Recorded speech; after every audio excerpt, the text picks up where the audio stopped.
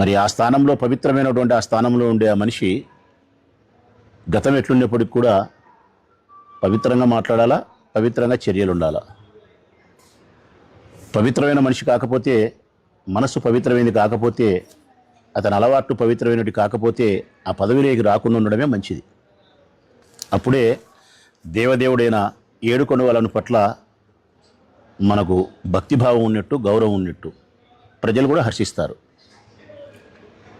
కానీ ఇప్పుడేం జరుగుతుంది అంటే, చంద్రబాబు నాయుడు సారథ్యంలో టీటీడీ చైర్మన్గా బిఆర్ నాయుడు గారిని ఏర్పాటు చేసినారు.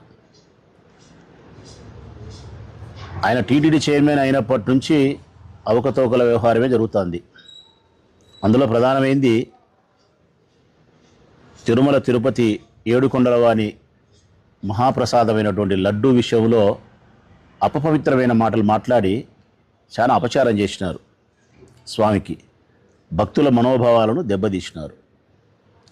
ఇక భక్తుల సౌకర్యాల విషయంలో కూడా ఈయన వచ్చినప్పటి నుంచి అన్నీ అవకతవకలే. సరే, ఇవన్నీ భరించినాం.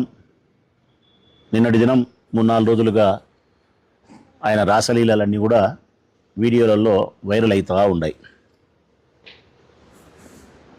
ఎందుకు నేను రంకు నేర్చినమ్మ బొంకు నేర్చదా అంటే, స్పష్టతగా వీడియోలలో మనందరం ప్రపంచమంతా చూసినప్పటికి కూడా ఆయన వల్ల బుకాయిస్తున్నాడు, బొంకుతున్నాడు.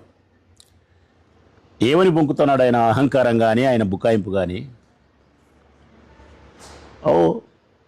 30 సంవత్సరాలుగా ఫ్రెండ్స్ మాకు, వాళ్ళు ఫ్యామిలీ ఫ్రెండ్స్ అయితే పోమా, రారా, హాయ్ బాయ్ చెప్పమా అంటున్నాడు. ప్రజల్ని అడుగుతా ఉన్నా నేను, ఫ్యామిలీ ఫ్రెండ్స్ అయితే ప్రజలారా, మనందరికీ ఫ్యామిలీ ఫ్రెండ్స్ ఉంటారు. బీదోళ్ళమైనా, సావుకారులమైనా, మూర్ఖులమైనా, తెలివిలు ఎట్టటోళ్ళన్నా కానీలే, ఎవరికి స్థాయి వాళ్ళ దగ్గర ఫ్యామిలీ ఫ్రెండ్స్ ఉంటారు. వాళ్ళ ఇంటికి మనం పోతాము, భోజనం చేసి వస్తాము. మన ఇంటికి వాళ్ళు పూట వస్తారు, భోజనం చేసి పోతారు. ఇది యాడైనా మన సంప్రదాయము, మన సంస్కృతి. ఇంకా మన ఫ్యామిలీ ఫ్రెండ్స్ అంటే స్నేహితులు భార్య అంటే మనకు సోదరితో సమానం. అసలు అటువంటి చెడు అభిప్రాయమే మనకి ఎవరికి కలగదు. మరి బిఆర్ నాయుడు గారు చెప్పినట్టు ఫ్యామిలీ ఫ్రెండ్స్ అయితే వాళ్ళ ఇంటికి పోయి పూట భోంచేయ్యా. ఇదేంది ఇది? వాళ్ళ ఇంటికి పోయి పూట భోంచేయాల్సిన మన సంస్కృతికి భిన్నంగా ఆ ఇంటి మనిషి యొక్క భార్యను భోంచేస్తావా? ఇదేనా మన పెద్దలు నేర్పిన సంస్కృతి? ఫ్యామిలీ ఫ్రెండ్స్ అని చెప్పి ఎంత ఈజీగా నువ్వు బుకాయిస్తావు. మళ్ళీ ఆయన మాట్లాడతాడు, ఏముందబ్బా దాంట్లో, ఎన్నిసార్లు చూసినా నాకేం కనపడలే, వలగాట్లే లేదు దాంట్లో, అశ్లీలత ఏమీ లేదు దాంట్లో, ఏముంది పని, ఎన్నిసార్లు చూసినా నాకేం కనపడలే అంటున్నాడు. ఏం కనపడాలా స్వామి? ఇంకా నాకు తెలియక అడుగుతా. పరాయి స్త్రీని, నీ ఫ్యామిలీ ఫ్రెండ్ అయినటువంటి వ్యక్తి యొక్క భార్యను నీవు నీ బాహుబంధాల్లో బంధిస్తీవి. నీ బాహుబంధాల్లో పూర్తిగా బంధించి, శ్వాస ఆడనంత దగ్గరగా బంధించి, ఒకరి మూతులు ఒకరు నాక్కొని, నడుము మీద చేసి వీణ మీటిన తర్వాత ఇంకా అశ్లీలత లేదా? ఇంక ఏమి చేసే అశ్లీలత అనుకుంటున్నావు నువ్వు? కనీస జ్ఞానం వచ్చినటువంటి ఏ యువతి యువకులకు కూడా వివాహం కావాల్సిన అవసరం లేదు. వివాహ వయసు వచ్చినటువంటి ఏ యువతి యువకులు అడిగినా కూడా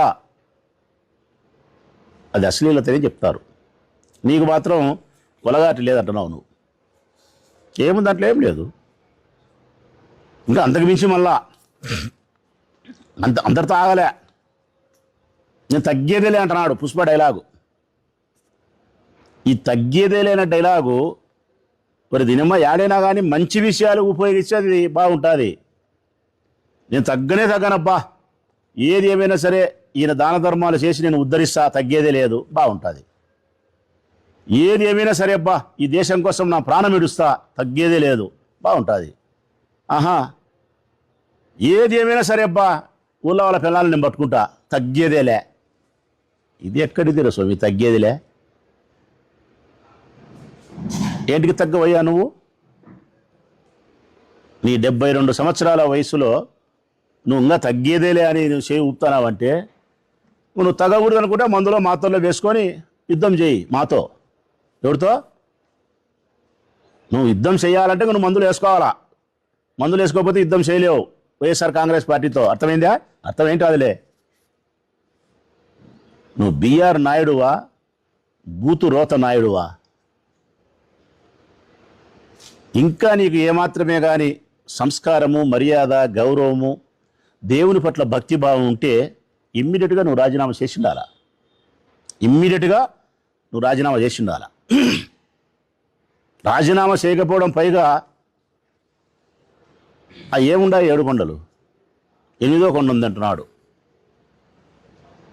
నా వ్యాపారాలు దండిగా ఉన్నాయి నా హైదరాబాదులో, వీడికి నేను ఎందుకు రావాలా అంటే, తిరుమల తిరుపతి యొక్క పవిత్రమైనటువంటి ధార్మిక క్షేత్రమైన కొండ మీద నువ్వు నివాసం ఉండడం అనేది నీవు పనికిమాలిన పనిగా భావిస్తున్నావు.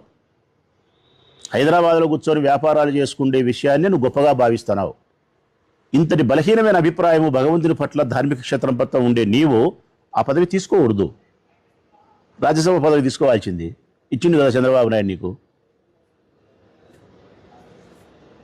తీసుకోవాల్సింది. ఇదెందుకు తీసుకున్నావు? ఈ పదవి తీసుకునే తల్లికి ఈ పదవికి తగినటువంటి న్యాయం చేయడానికి కావలసిన అలవాట్లను నువ్వు ఏర్పాటు చేసుకోవాలా. నీ వ్యవహార శైలి కానీ, నీ వ్యసనాలు కానీ, ఆహార అలవాట్లు కానీ, అన్ని విషయాల్లో మార్పు రావాలా. నీకు అహంకారం ఎక్కువే, మాటలు ఎక్కువే. ఇంత జరిగిన తర్వాత కూడా నీకు ఇంకా బుద్ధి రాలే. ఇంకా అన్నిటికంటే ఘోరమైంది, ఈ భారతదేశ వ్యాప్తంగా ఉండే ప్రతి హిందువు బాధపడేంత గొప్ప చెడ్డ మాట ఏంటంటే ఆయన మాట్లాడింది. అసలు నాకైతే ఆశ్చర్యం అనిపిస్తుంది ఎట్లా మాట్లాడాడు ఆ మాటని. భగవద్గీతలో ఏముందంటున్నాడు? ఏముంది భగవద్గీతలో? చెత్త. ఏముంటుందయ్యా నాయుడు? ఏముంటుంది భగవద్గీతలో? శ్రీకృష్ణ పరమాత్ముడు చెప్పినది ఉంటుంది. మా అందరికీ భారతదేశ వ్యాప్తంగా గొప్ప మాటలు. పుట్టినవాడు గిట్టక తప్పదు, గిట్టినవాడు పుట్టక తప్పదు, అనివార్యమే మరణం గురించి చింతించనేలా, ధర్మాన్ని నువ్వు రక్షించు, ధర్మం నిన్ను రక్షిస్తుంది. ఇవి ఉంటాయి. ఇట్లాంటి చాలా ఉంటాయి గీతలో. ఇవన్నీ మాకు నచ్చుతాయి, నీకు నచ్చవు. శ్రీకృష్ణుడు చెప్పిన భగవద్గీతలో ఏముంటాయంటే ఇదే ఇప్పుడు నేను చెప్పినది ఉంటాయి. పుట్టినవాడు గిట్టక తప్పదు, గిట్టినవాడు పుట్టక తప్పదు, అనివార్యమగు మరణం గురించి చింతించనేలా అని చెప్తాడు. మరి బిఆర్ నాయుడు ఆయన బిఆర్ గీతలో ఏముంటుందంటే, భగవద్గీతలో అయితే ఇవి ఉంటాయి, బిఆర్ గీతలో అయితే ఏముంటాయంటే వాచ్యాయన కామసూత్ర ధర్మాలు ఉంటాయి. వాచ్యాయన కామసూత్ర ధర్మాలు ఉంటాయి. ఈ కామసూత్ర ధర్మాల ప్రకారము నువ్వు పాఠాలు నేర్పిస్తావు. బిఆర్ గీత మాకొద్దు స్వామి, ఈ భారతదేశానికి వద్దు. మాకు భగవద్గీత కావాలా. శ్రీకృష్ణ పరమాత్ముడు బోధించినటువంటి పవిత్రమైనటువంటి ఆ గ్రంథములో ఉండే మాటలే మా జీవితాలకు మార్గదర్శకాలు.